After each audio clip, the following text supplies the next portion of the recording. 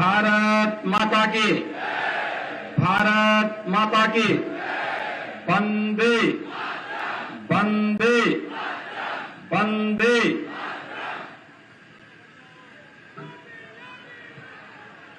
सनातन आस्था की समेतिक अभिव्यक्ति कुंभ की पवित्र धारा महर्षि भारद्वाज की तपोभूमि पावन त्रिवेणी तट पर बसे तीर्थराज प्रयागराज को नमन करते हुए आज के इस कार्यक्रम में मंच पर उपस्थित प्रदेश सरकार में मेरे वरिष्ठतम सहयोगी उप मुख्यमंत्री और इसी माटी के सपूत श्री केशव प्रसाद मौर्य जी, प्रभारी मंत्री श्री स्वतंत्र देव सिंह जी, इसी प्रयागराज के सपूत और प्रदेश के औद्योगिक विकास के मंत्री श्री नंदगोपाल गुप्ता नंदी जी, माननीय सांसद प्रोफेसर रीता बहुगुणा जोशी जी, श्रीमती केसरी देवी पटेल जी, श्री विनोद सोनकर जी, इस क्षेत्र के लोकप्रिय विधायक और प्रदेश सरकार के पूर्व मंत्री श्री सिद्धार्थनाथ सिंह जी, माननीय विधायकगण श्री हर्षवर्धन वाजपेयी जी, प्रवीण पटेल जी, गुरु प्रसाद मौर्य जी, पीयूष रंजन निषाद जी,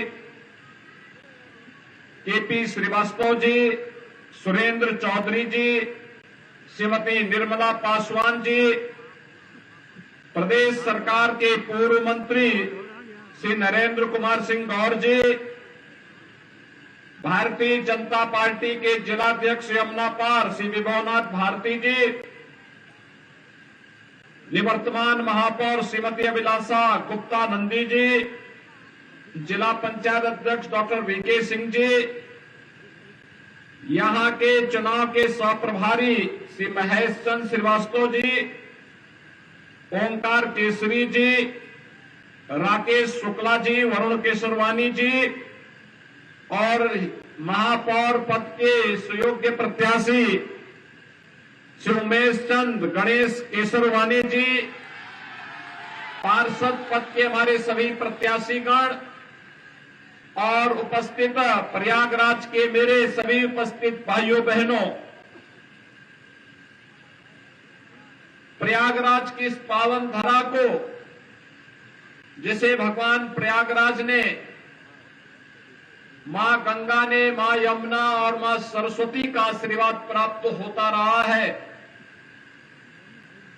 जहां से 100 वर्ष जीवन की नश्वरता और सत्य की शाश्वतता का संदेश सदैव देता रहा है, इस पावन धरा को कोटि कोटि नमन करते हुए आप सभी का हृदय से मैं अभिवादन करता हूं।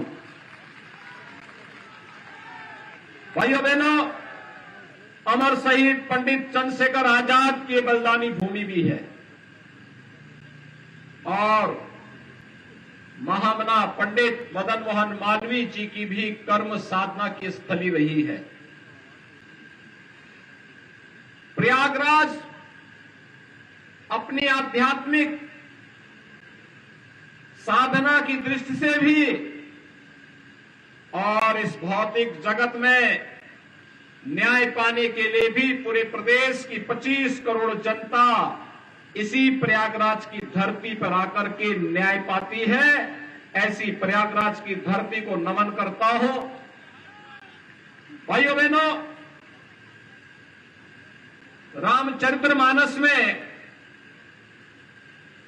संत तुलसीदास जी ने एक बात कही थी, कर्म प्रधान विश्व रचि राखा, जो जस करहि सो तस फल चाखा। और मुझे लगता है कि ये पंक्तियां आज भी उसी प्रकार की प्रासंगिक हैं जैसे मध्यकाल में थी। जीवन की शाश्वतता का संदेश देने वाले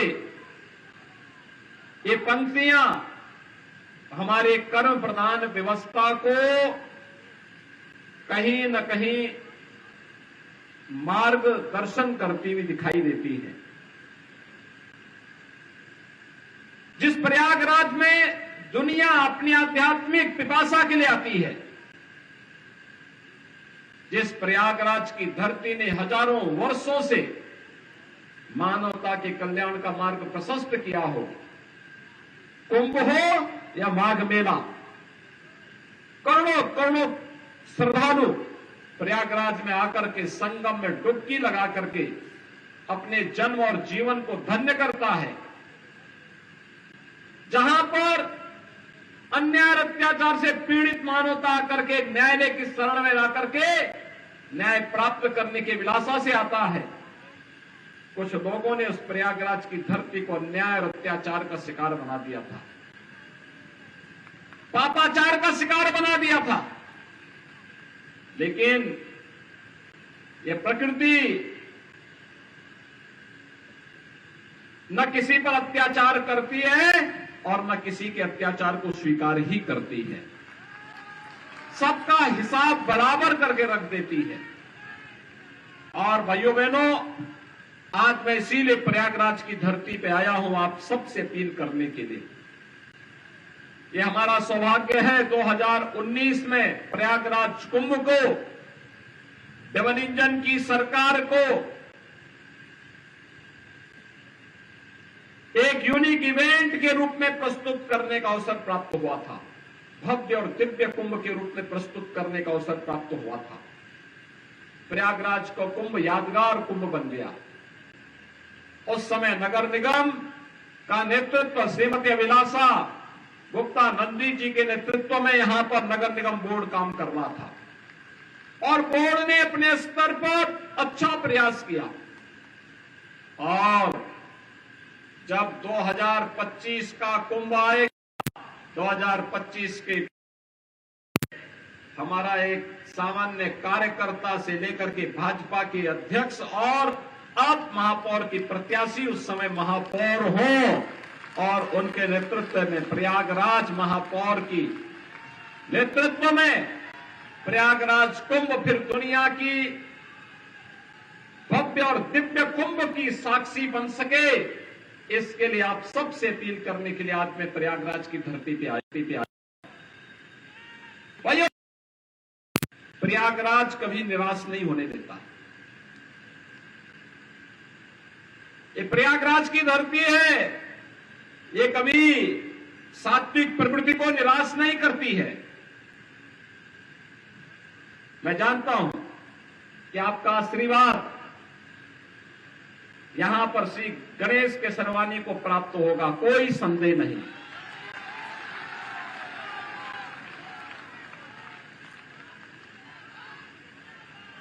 इन्होंने एक कार्यकर्ता के रूप में जिस निष्ठा के साथ कार्य किया और आज जब भाजपा ने एक अवसर दिया कि महापौर पद पर कोई भाजपा का एक सामान्य कार्यकर्ता चुनाव जीतने की सामर्थ्य रखता है, रखे और उसे हम प्रत्याशी बनाकर के उतार रहे हैं। भाइयों बहनों, जब प्रत्याशी बनकर के आपके बीच में आए हैं, मैं देख रहा हूं प्रयागराज का एक एक कार्यकर्ता सहयोग करते हुए उन्हें महापौर प्रत्याशी के रूप में अपना प्रत्याशी मानकर के चुनाव लड़ाने के लिए तत्पर दिखाई दे रहा है। और यह होना भी चाहिए।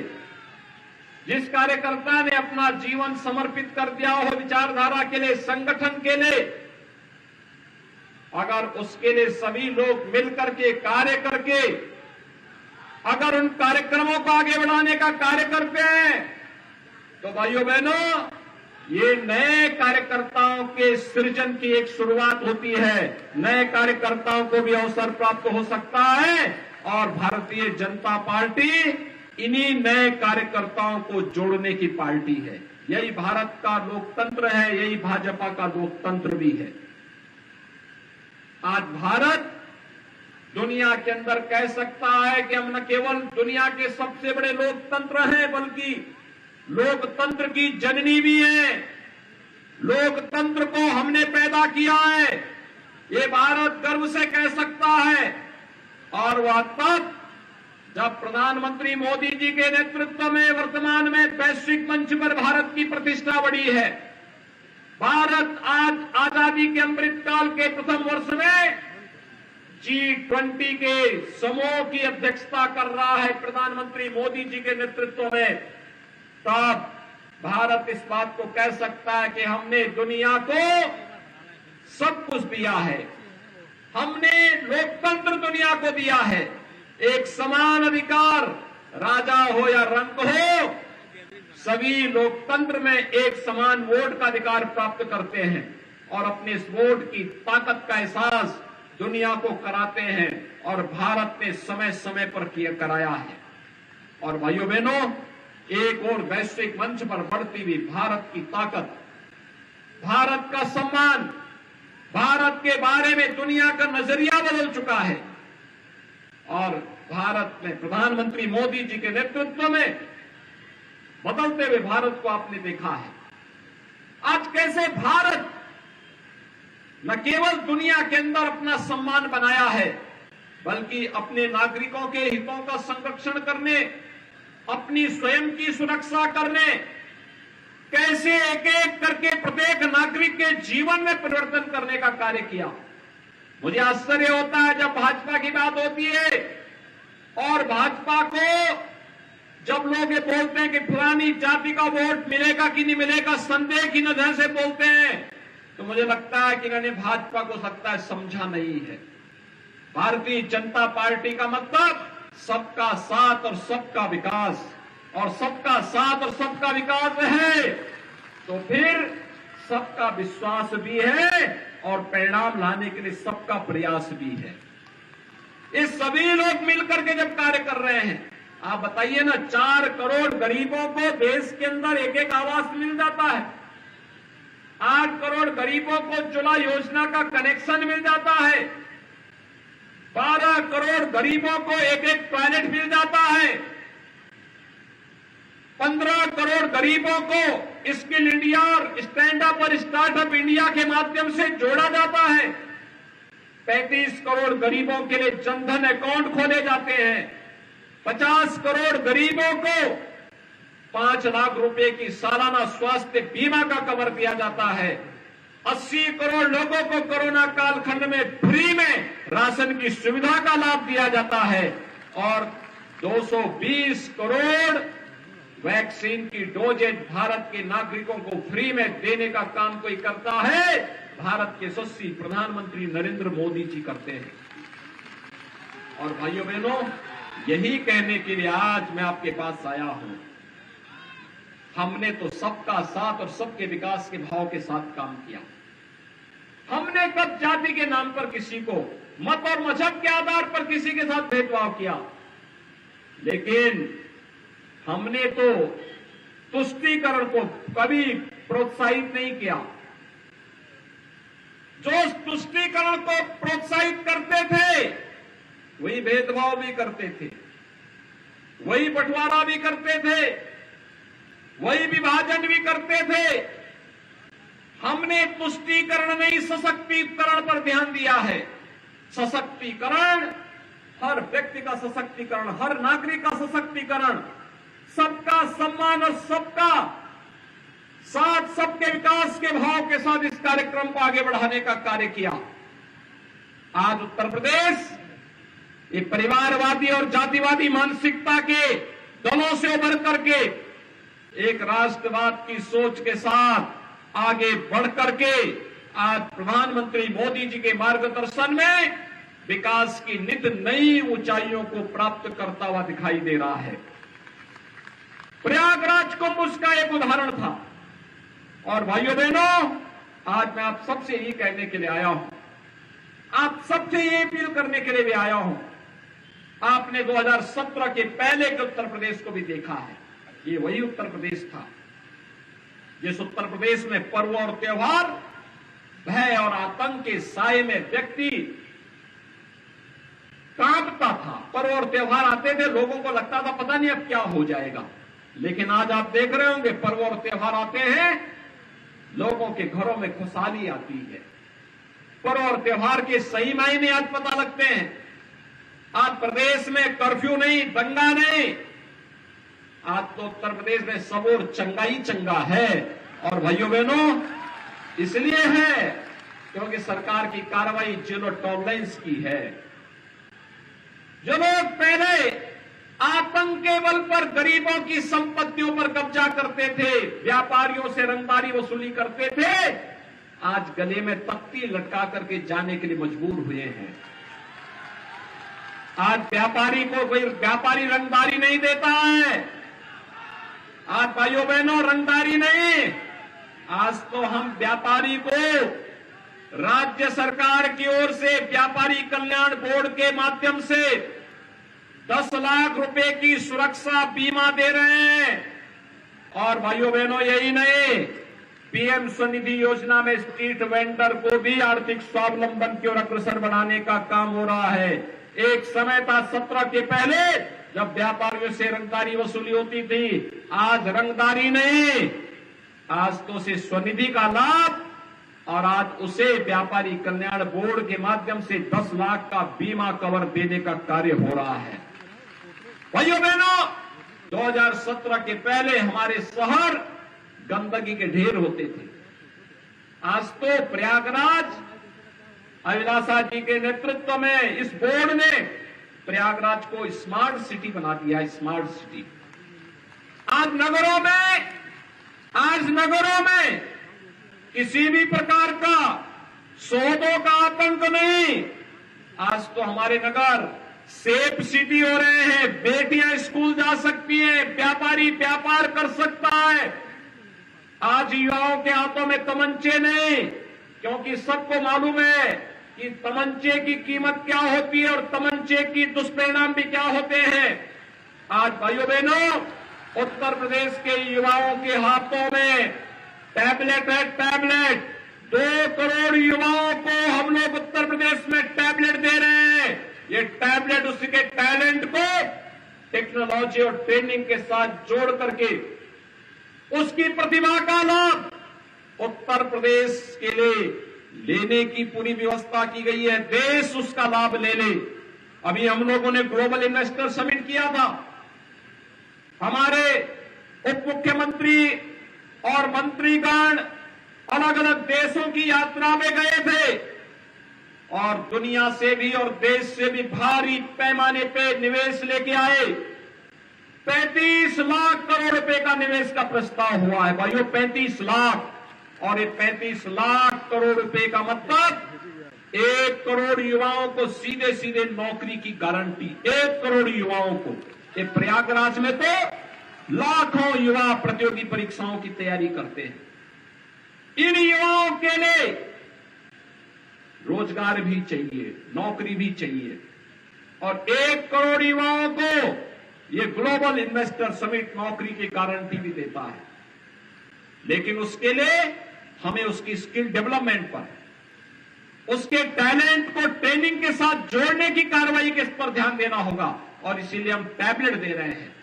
जो तमंचा पकड़वाते थे उनकी दुर्गति हर व्यक्ति देख रहा है, और इसीलिए अब तमंचा नहीं, उत्तर प्रदेश की पहचान आईटी स्किल के लिए जानी जाएगी। और इसलिए हमारे युवाओं के हाथों में टैबलेट रहेगा। और इसलिए भाइयों बहनों, हमें प्रयागराज को अभी से सजाने संवारने की कार्रवाई के साथ जुड़ना होगा। 2025 का कुंभ ऐतिहासिक हो, दिव्य हो, भव्य हो, दुनिया की स्वच्छ, सुंदरता, सुरक्षित आयोजनों का एक मॉडल फिर से बने। इसके लिए अभी से लगना होगा, और इसके लिए अच्छा बोर्ड भी चाहिए। आप गणेश जी को जिताएंगे, कोई समस्या नहीं, हर ओर से आवाज आ रही है, जनता जनार्दन आशीर्वाद दे रही है। लेकिन इनके हाथ पैर तो नगर निगम बोर्ड में पार्षद होंगे, पार्षद। इसलिए 100 पार्षदों में से भी इनका मेजॉरिटी का बोर्ड बने, इसके लिए भी कमल का फूल हर वार्ड में खिलता हुआ दिखाई देना चाहिए। आप तैयार हैं? सभी लोग तैयार हैं? यहां पर केशव जी कैंप कर रहे हैं, यहां पर नंदी जी कैंप कर रहे हैं, यहां पर स्वतंत्र देव सिंह जी कैंप कर रहे हैं, यहां पे सिद्धार्थनाथ सिंह जी कैंप कर रहे हैं। हमारे 3-3 सांसद आपने यहां से दिए हैं। हमारे सभी विधायकगण और एमएलसी गण यहां पर कैंप कर रहे हैं। वरिष्ठ जन है, संगठन के पदाधिकारी हैं, इन सब का आशीर्वाद एक साथ प्राप्त हो जाएगा। इस दृष्टि से आप सबका आशीर्वाद भी चाहिए। सहमत हैं सभी लोग? गणेश केसरवानी जी के नेतृत्व में फुल मेजोरिटी का बोर्ड बनाएंगे प्रयागराज में।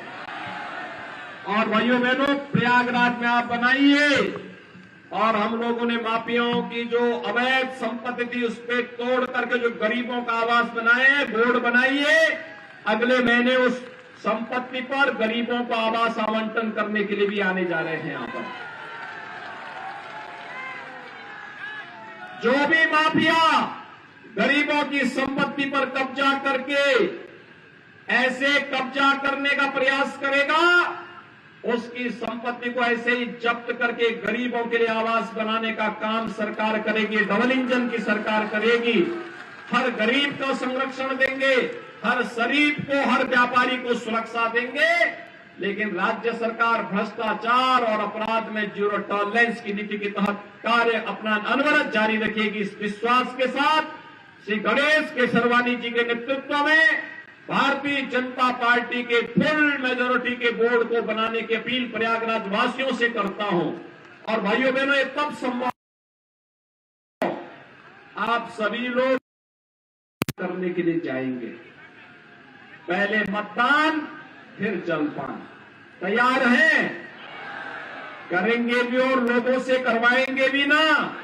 मतदान करवाने के लिए तैयार रहने के लिए आपसे अपील करते हुए वाणी को यहीं पर विराम देता हूं। आप सब एक बार गणेश जी के और पार्षदों के